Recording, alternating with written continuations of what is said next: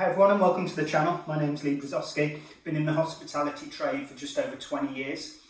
And traditionally the hospitality trade is known for long hours, high demands on the staff, relatively not great wages. And the purpose of these videos is just to give people help out there in the trade, whether it's a mindset, lifestyle hacks, life hacks, and general tips for being in the trade, which could be help with interviews, feedback, gaining more money, etc. So today's video is all about resetting the mind.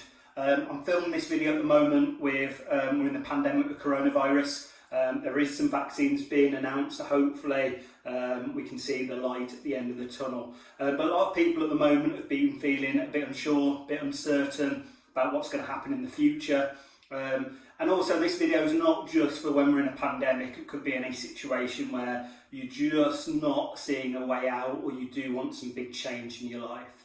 So I've got this very clever formula from a gentleman called Jim Quick, who you might have seen him on YouTube or on podcasts. He is all to do with the mind and the brain to help you with your learning. So he uses a thing called R.E.S.E.T. So it's resetting the mind. So it's R.E.S.E.T. So R is for routine. So it's about having a look at your routine. So whether that's with sleep, your eating, exercise. So it's important to have a routine if you're feeling stuck or you're in times such as a pandemic, and to make sure you've got routine in your life. And all that is to help you I know it's hard, trying to go to bed at the same time, trying to wake up, try and have enough sleep.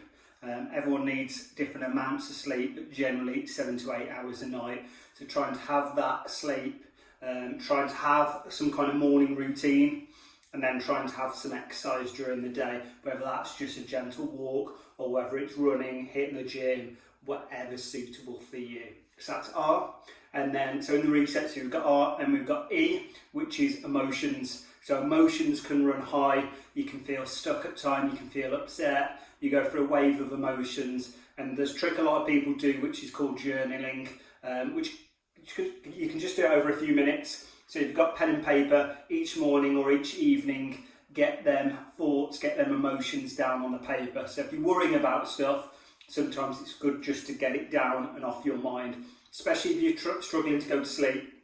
Sometimes things can be playing on your mind, and sometimes it's good to reach for that pen and paper and then write stuff down. So that's the E. So we've got R-E, and then S is for separate. So this is to do with separating from technology. So technology can be good or bad. Don't know whether anyone's seen it on Netflix, the show Social Dilemma, and it's all about people have been paid a lot of money to create these algorithms and ways to force people to look at their phone. And I think people check their phone regularly, something like 80, 90 times a day, and it's habit now that people reach for their phone, whether they're looking for their phone, looking at social media, and it's all designed that you keep scrolling, so there's no end to it, so you can keep scrolling on your phone, and it's very highly addictive. So it's just coming off your phone when you can. It's not necessary to say you stay off your phone the whole time, because technology can be good or bad. So an example, fire. Fire could be good or bad. Good thing, it can cook your tea. Bad thing, it can burn your house down. Same with technology, so try and limit yourself. What I've tried to do on my phone, there's an option to offload apps. So it doesn't delete the app, but it offloads the app. It might be available on your phone as well. So you have to click on it to reinstall, and it might take 30, 60 seconds to reinstall. But in my mind, it's something I can't just jump straight onto it and sit there mindlessly scrolling. Okay, so we've got E, which is for engagement and exploration.